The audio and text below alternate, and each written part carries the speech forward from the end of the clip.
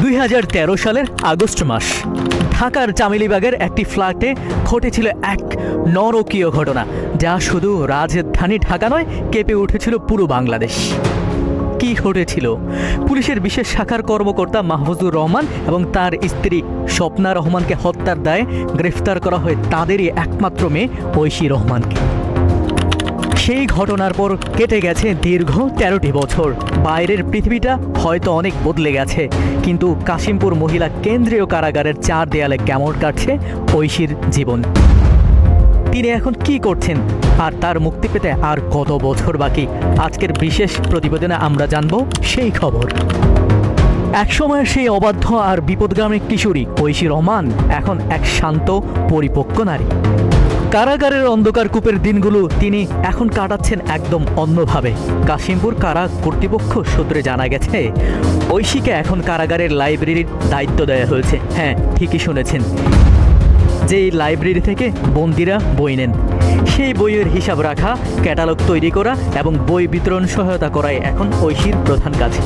শুধু তাই নয়, একসময় মাদকের অন্ধকারে হারিয়ে যায় ঐশী এখন নিজে নিয়মিত বই পড়েন, আর অবসরে তাকে দেখা যায় কারাগারের ভিতরে ফুল বাগানের পরিচর্যা করতে।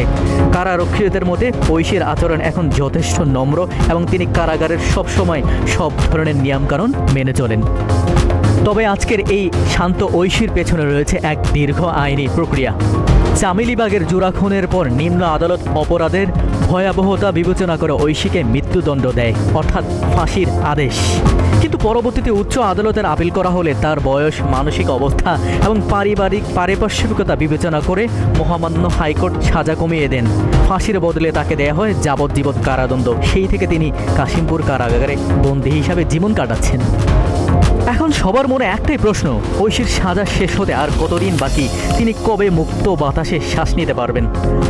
আইনগত হিসাব অনুযায়ী যাবজ্জীবন কারাদণ্ড মানে সাধারণত 30 বছরের জেল। ইতিমধ্যে ঐশী প্রায় 13 বছর কারাভোগ করে ফেলেছেন। সেই হিসাবে এখনও প্রায় 17 বছরের মতো সাজা বাকি। তবে বাংলাদেশের কারা বিধিমালা অনুযায়ী কোনো বন্দী যদি কারাগারে খুব ভালো আচরণ করেন এবং নিয়মানুবর্তিতা দেখান, তবে তার সাজা কিছুটা মওকুফ করা হয়। অবশ্য এটা কোনো বন্দীর জন্মগত অধিকার নয়। সম্পূর্ণ বিষয়টি নির্ভর করে স্বরাষ্ট্র মন্ত্রণালয় এবং সরকারের উচ্চ পর্যায়ের সিদ্ধান্তের উপর। একসময় যে নামটি দেশের সবচেয়ে আলোচিত এবং ভয়ঙ্কর অপরাধের সাথে উচ্চারিত হতো, সেই ঐশী রহমান আজ কারাগারের নীরবতায় নিজের অতীতকে শুধরে নেওয়ার চেষ্টা করছেন। কারাগারকে আসলে একজন মানুষকে বদলে দিতে পারে, আপনার কি মনে হয়? দীর্ঘ সাজা খাটার পর একজন অপরাধীর কি সমাজে স্বাভাবিকভাবে পুনর্বাসনের সুযোগ পাওয়া উচিত? আপনার মূল্যবান মতামত আমাদের কমেন্টে জানান।